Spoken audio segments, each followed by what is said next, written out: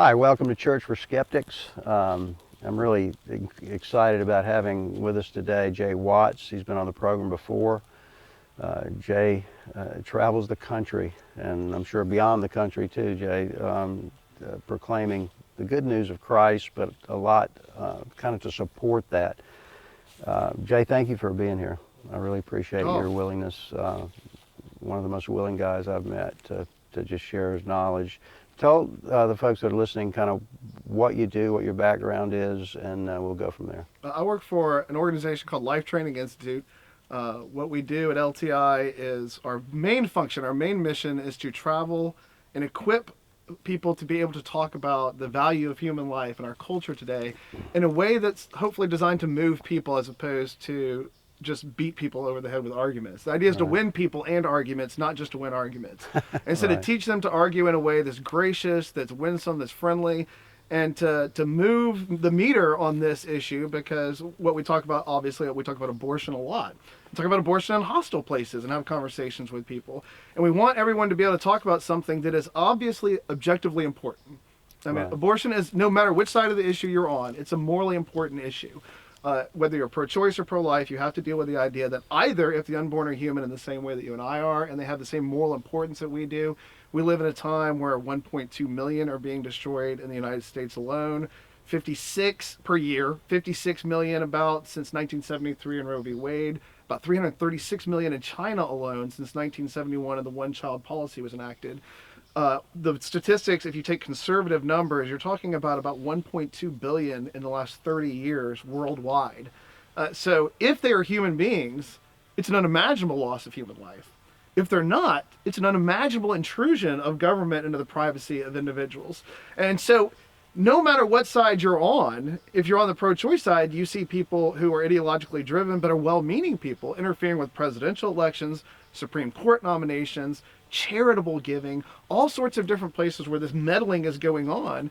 And that side, if they're not humans with the same value that you and I have, over something that's no different than, as Greg Kokel says, a tooth extraction. And so it is objectively important in a way that almost no other issue is. And in order for us to figure out what the truth of the matter is, what are the unborn, we have to learn to be able to talk about this issue without making enemies of everybody who disagrees with us. So that's what I get to do. In addition to the worldview stuff, we talk about proclaiming the gospel of Christ, which we do in every presentation. More and more when you ask somebody on college campus, I'll ask a diagnostic question. If I ask you the question, is it objectively wrong for me to kill you right now? Mm-hmm. You nod, you say yes. Most people think it is. Yeah. More and more that people will say no. And so if somebody says no, what they've said is, I don't believe in objective moral values. Right. That they're subjective or relativist. And in that case, we have a worldview conversation we have to have, because it doesn't do any good to try to convince you that abortion is wrong, because abortion being wrong is predicated on the idea that the unborn are human and that killing humans is objectively wrong. Okay, that's a great intro to what I want to broaden this out a little bit. On our season, this 24th season, by the way, of Church for Skeptics, we've been talking about generally the absurdity of the arguments of the new atheists, and not just the American public. I'm sure they've sold well in Western Europe as well, but an unsuspecting public that I think is just, they're not doing the critical thinking necessary, have made these guys bestsellers. Well, I want to show that they don't have a case, and that just like Romans 1 says, that when somebody doesn't like to retain God in their knowledge, their thinking becomes nonsense. How did we get to this place? We talked earlier about ideas having consequences. Yes. Well, our culture has evolved to the point where we're now talking about not only is it right or wrong to kill an unborn person, but is it right or wrong to kill a fully grown person? Yes. What's the progress of ideas or regress of ideas that brings us to this place? How do we get so far from objective values? Well, I think, and J.P. Moreland does a great job in a talk that he gives about demonstrating how the Christian ideas left the academic world and essentially abandoned the academic world to almost form, what we call Christian Harlems, Christian places where ghettos, where we stay away from everybody else to protect ourselves from what we saw were changes coming in the world. And I remember J.P. Moreland in his talk talks about how that allowed time for a view that rejects the metaphysical foundations on which Christianity is born and based on, and the worldview that we operate is based on, to foster within the academic world. I think that that's where we get the start. I think JP Moylan's right when you talk about that. And also where you see, and we were just talking about this before we started filming, now you have a group of people that grew up in a culture that was nominally Christian, where Ben Witherington III talks about it being a Jesus-haunted culture. A culture where Jesus is everywhere, but there's not a real genuine understanding of what that means any longer. You don't have theologically sophisticated members in churches sitting in the pews any longer. You have people that are being taught what they're being taught on Sunday, and if they have a good pastor, they're being taught good information. If they have a pastor that is more interested in making them feel good, it could be nothing of substance at all that they're getting. And so there is no clarity for them of what they are as Christians. And I think as a result of that, you hear people say that Christianity is caught, not taught now. And so their children are catching Christianity somewhat at home, identifying themselves as Christians, going into a university system that does not have any commitment to a Christian worldview. And oftentimes you have professors who are looking to undermine the Christian worldview. And when these guys are being exposed to this as students for the first time, it's as if their eyes have been opened to a world they've never experienced before. And I don't mean that just in the sense of a world that's not Christian, but oftentimes to me a world that has the perception of being thoughtful, has the perception of being rooted in this sort of intellectual sophistication, whether it is or not. And I think that's what the new atheists bring to the table that's interesting, is that for a group of people that have been raised not thinking, the new atheists have this perception of being this liberated thinkers that have gotten away from something that held everybody back and has this freedom. I hear that from kids when I talk to them. When they reject Christianity, what is it? It's freedom. I can do whatever I want now. And plus, don't you think the idea is that I'm in the academic world now, everybody around me is smart. Absolutely. Yes. And so C.S. Lewis talks about this in The Abolition of Man, which I think is one of the best books ever written. Yes. Where if you call yourself an intellectual, then you give the perception that to attack your ideas is to attack intelligence itself. Yes. Which is so much a misconception. And that's been my kind of starting point this season, is that these intellectuals, the new atheists, who call themselves the brights, for crying out loud, they almost make themselves immune to attack unless they're being attacked by another intellectual. But what's wrong with everybody just having some intellectual prowess about them? Yes. You know? And I think Dr. William Lane Craig's whole mission and focus as an apologist, it's often misunderstood because he's such a great debater, and you see him out there engaging on that. His whole passion, if you talk to him, is in taking young Christians and getting them not even into Christian schools. He wants them to become professors in secular universities. Right. High caliber intellectual professors at the secular university level, because he sees when you have somebody like Alvin Plantinga, like Nicholas Wolterstorff, like Van Inwagen at Notre Dame, Dallas Willard prior to his death, when you have these people working in secular universities who are Christians of intellectual heft, of intellectual strength and power, that are not easily shot down, and in the case of Plantinga, fires back with power and authority of a man of substantial intellect. Dr. Craig says that is what's missing, is the presence of those on the campus, because as you said, they go there and it's intellectualism, but it's intellectualism that's largely bereft of any worldview content that's familiar to them as Christians. Right. And bereft of real critical thinking, and they can't follow their own worldview to its logical conclusions even. So that said, it seems to me also that when these students arrive at campus, they're in a world that they've hitherto not experienced, but that, going back to what you said earlier about the church in general, it seems to me that they are barely aware that world exists. My experience is that and I hate to use the word average believer, maybe there's no such thing, but in my experience talking to believers, they have one of two attitudes. What's the difference? What difference does it make what you believe about evolution? You can still believe in God, which I suppose is true on some level, but they're just not aware. They're surprised when their kids go to college and come back atheists. It reminds me of the brothers Karamazov, We're surprised that Ivan comes back from college way back in the 19th century as an atheist and says God does not exist, therefore everything is permitted. Mm-hmm.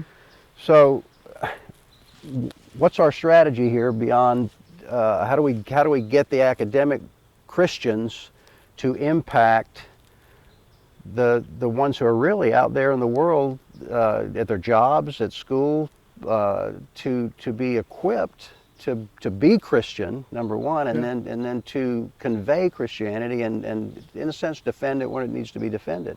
I think we were talking about Max Brooks' zombie books on the way over here. I think one of the things that's great in his book, World War Z, he talks about the concept of total war. And it makes me think like a weird thing to bring up here.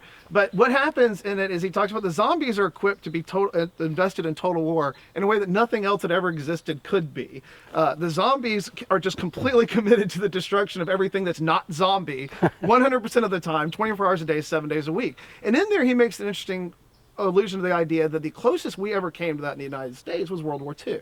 In World War II, you had a war that the whole country had to become invested in. Mm-hmm. Everybody was involved in it. And if you watch Ken Burns' The War, you see that how even in the small towns where the people were their whole life is diverted towards serving the war effort. Yep. Everybody is involved in the war at that point. Well, here in the United States right now, that's not the way wars work. We outsource wars to the military. They go fight them somewhere else. Our peace, even locally by police officers, is developed by somebody else. Now I'm getting back to where that comes for us. I think as Christians, we operate the same way. We expect our pastors to do our studying for us. We expect the academics to do the fighting for us. We send people out into the world to take care of the things for us that need to be taken care of, as if the culture will somehow preserve itself. But we have missed the fact that the fight is largely over for the most part within the culture, and we've lost. And now we have to figure out how we respond to that. Well, how do we respond to this place? I think getting something close to a total war concept, whereas the academic is doing the academic job, I as a translator have got to do my job to go out and take what he's saying and make sure that people understand why it matters. We have a responsibility to teach people within the Christian world that ideas matter, they're important, and that good ideas and bad ideas can germinate within a culture and then suddenly explode with consequences that we didn't see coming beforehand. And so it almost has to become a total war effort. And total war is only going to start when you get the Christian in the pew that's sitting there on Sunday convinced that his Christianity matters. That what that Christianity is grounded in intellectually matters. His ability to articulate it matters. And that he has a responsibility to engage our culture in a way that honors Christ. And that's going to take not just Bill Craig and J.P. Moreland and Frank Beckwith and all of the great academic guys we have out there producing material, Alvin Plantinga, Marianne Glendon talking about rights, these people who are giving us the intellectual framework that we need to make this argument. The next case is going to be taking all of us and getting us equipped to go out and to make it. And that requires convincing, not just education, but convincing and inspiring. Let me ask you this. Personally, for you, the other thing I encounter sometimes is that there is an expectation, given biblical prophecy in the end times, which the average Christian is somewhat aware of, that, well, we expect this. We know the world's going to get worse and then Jesus will come. Yeah. And so why fight it? Yeah. And so for you personally, how does that balance out? We know that is true. We know that, and yet I still feel a great responsibility, and I know you do too, given your life, to we still have that the spiritual warfare mentality. The God is at war with these things, yes. and that we ought to be engaged, because we may not ultimately win the world, but one by one we will save some. Yes. And so maybe that's the balance that we need. But and I think too that there is, as we look at different concepts of ethics, I mean, I tend to be what we call deontological. I believe that there are goods and there's an order of goods that we serve, and so that there are greater goods and there are lesser goods, and that we determine right from wrong. But I think that there's something you can take from what's called virtue ethics. And virtue ethics asks the question of what kind of person do I want to be? I think that there is a strong thing in there, and I don't mean to adopt virtue ethics, but what happens for me is that when I see injustice, I have to ask myself the question, how does somebody who loves justice respond to injustice? What's the proper response? When I see deceit, what does somebody who loves honesty do in the face of deceit? When I see immorality, grave immorality, how does somebody who loves the moral, love the good, respond to those things? As Christians, we claim, by virtue of just identifying ourselves as Christians, to love God. God, who we classically understand, is the perfection of all of those goods. I mean, he is the paradigm of goodness himself, the paradigm of justice, by which all other things are measured, and they're lacking of his perfection. And so I love justice, I love honesty, I love goodness. I supposedly, by virtue of being a Christian, love all of those things. Even if I'm begging for the end of the world, even if in my spirit I am begging for God to come back and end this, I still have a responsibility as someone who loves those things. By necessity, in saying that I love God, I love those things. Living in a world where the opposite of those things, or the deprivation of those things, runs rampant. And saying, how do I respond as a lover of those things to what I see? There is no way that someone who loves justice, the proper response to injustice is to sit there and hope that God comes back to do something about it. I think that's an awesome answer. That may be one of the best articulated answers I've heard in a long time. We know God's the ultimate solution, the coming of Christ the ultimate solution. Nevertheless, we're still working towards the kingdom in that sense. Okay, this whole idea of virtue, here's what I want to ask you. It seems to me that the new atheists, while they're still struggling to find some grounding for virtue, that their very worldview that has permeated our culture, that we are chemicals. Yeah. You know, we're not really people at all. So that's why people are saying now, not only can you abort unborn, you can kill fully born and grown, because we have no intrinsic value. There is no intrinsic virtue because there is no absolute good, there is no absolute morality, there's not even any absolute truth. So it seems like to me that our battle, more and more I'm seeing that our number one worldview that we need to contest and show to be nonsense is naturalism. That we are nothing but, it's the reductionism that follows from that, that we are nothing but this or that. We're not, there's no such thing as virtue, we just have feelings, good and bad, about various things. Productive and unproductive behavior. Right, productive to an unjustified end. I mean, as far as, you know, as Sam Harris would say, the well-being of sentient creatures, you know, well, justify that. Do sentient creatures need to have well-being?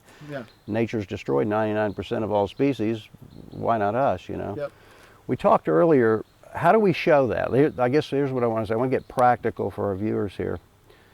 Give us some advice on how to show the difference in the worldview that has covered our culture right now and has just trickled down. People don't even know they have a worldview. And yet they operate by it. So I need some help in showing that, and then showing the nonsense of it and pointing them towards the truth. I think when I talked earlier about convincing people that ideas are important is one of the things we have to do. But let's take it from the other side. I think we've both talked in the past. We've not always been believers. We were at one point on the other side of this. And so obviously we don't dislike people who disagree with us. We believe that we've learned something of value. We want to communicate that to them. As we're asking the question, is atheism itself dangerous? Or is there something inherently dangerous in the culture of this new atheism that's grown?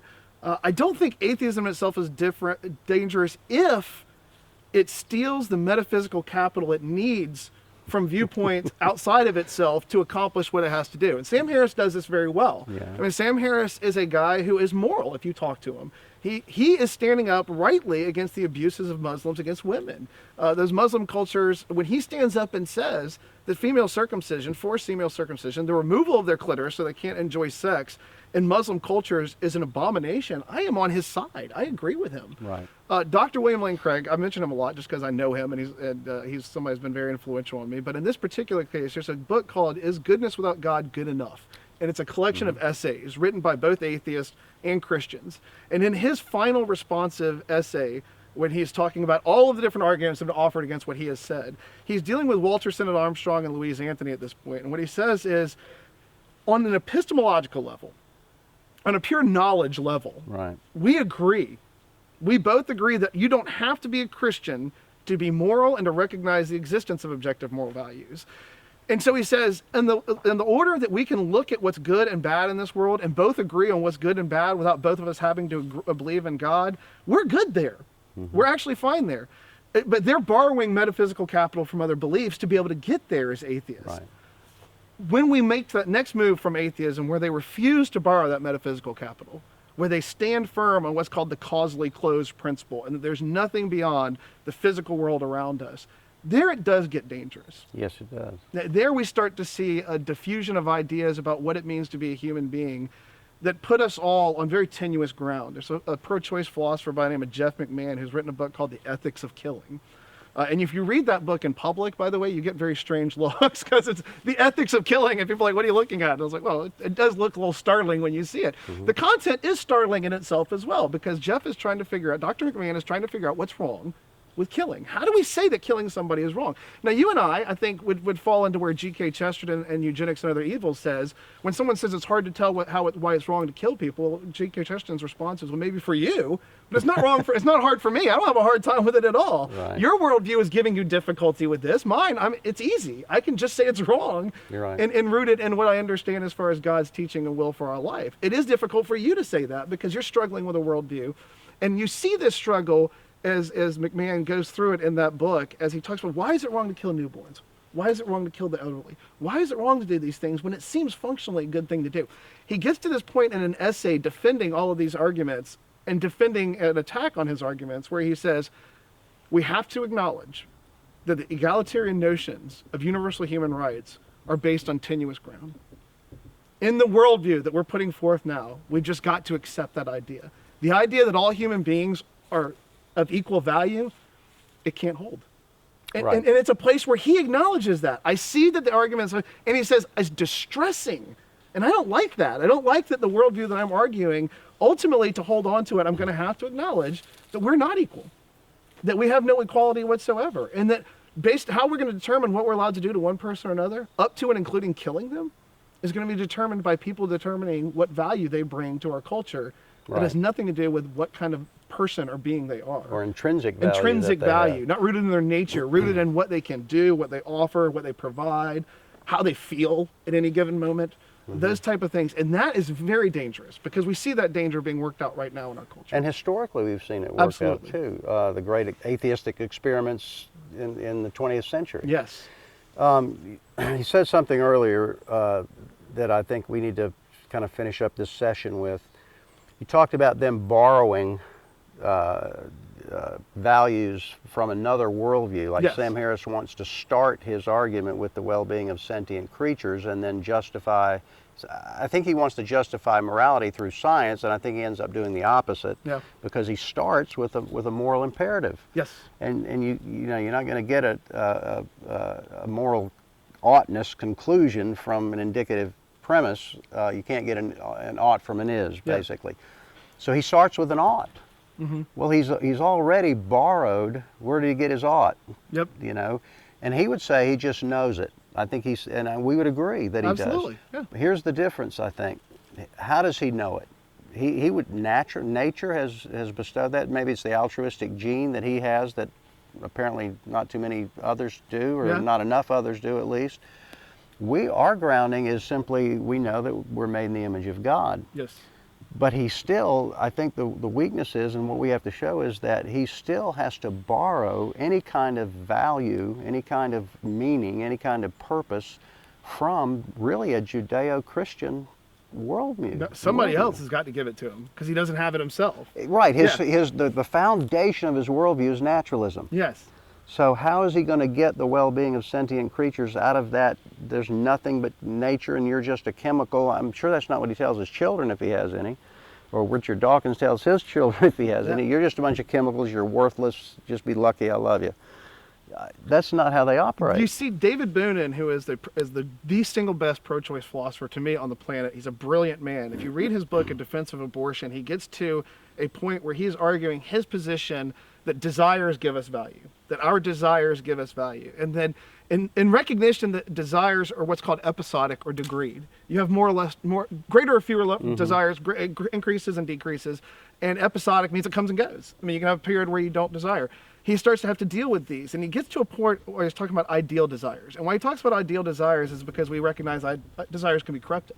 I could brainwash you, which is what a brainwashing is. I convince you to operate against your own interest in a way that's destructive to you. And to say you still have value, even if you have been convinced that you do not. He operates on the term of ideal desires. And he says something amazing. He says, I could come up with an explanation of what ideal desires are in the worldview he's arguing, but I just don't have time, and we can all just agree that ideal desires exist. Now, and then he goes on to describe ideal desires as being those desires that draw you towards what is best for you, even when you don't believe that that's best for you. Here's the problem. What's best for you would be a good to which you are ordered. A good to which you are ordered would imply that there are such things as goods, and that you are, by order, designed or intended to serve, those goods will serve you, that your flourishing is best done through those goods. Well, that's all our capital. He's taking our metaphysical capital and injecting it in his argument and trying to use it against us to say that that's how I can explain my viewpoint. There simply is nothing there. And Michael Roos, whom I love as an atheist philosopher, I think is one of the most honest guys in dealing with objective moral values, where he says, the bottom line is, in a materialistic universe, the belief in objective moral values is just adherence to an illusion. It just is. They're illusory. There cannot be something real beyond us because we dismiss that idea out of hand as the foundation of our belief system. And there being no realm of abstractions that benefit us in that sense, then objective moral values can't be there, and they can't be in God because he's not there, which means they just aren't there. We're an evolved animal with an illusion of objective moral values. But then Roos ends it with this and saying it's a good illusion. It's an illusion that's been very productive. And it's an illusion that we don't want to jettison. And so he sees value in this thing that he also recognizes as fake. There's no way for them to exist in my worldview, but they are good. Which again gets us back to the question, what do you mean good? Yeah, exactly. It's a wonderful thing for me to be able to end this program by just saying, isn't it great for me as a Christian to be able to say, I don't have to believe in an illusion?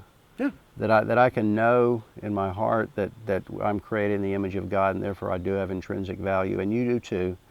And so there's every reason in the world for me to go with the flow, but because it's a good flow, and go with what I'm designed to do, which is to honor God. Yes. Thank you so much for watching this program. We'll continue this conversation on the next one.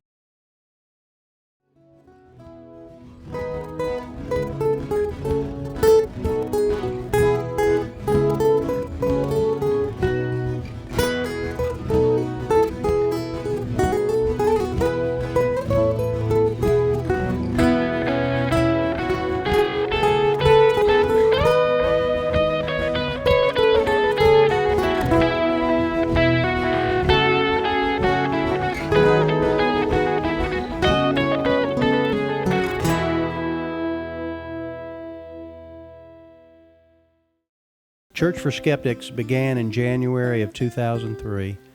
As far as I know, it's the only program that focuses on giving reasonable answers for skeptical people regarding the Christian faith that's on a non-religious network. If this program is helping you better understand the claims of Jesus Christ, please consider helping us continue this work by sending a tax-deductible contribution. You can send a check made out to Educare to the following address with Church for Skeptics on the memo line. Thanks very much for your consideration.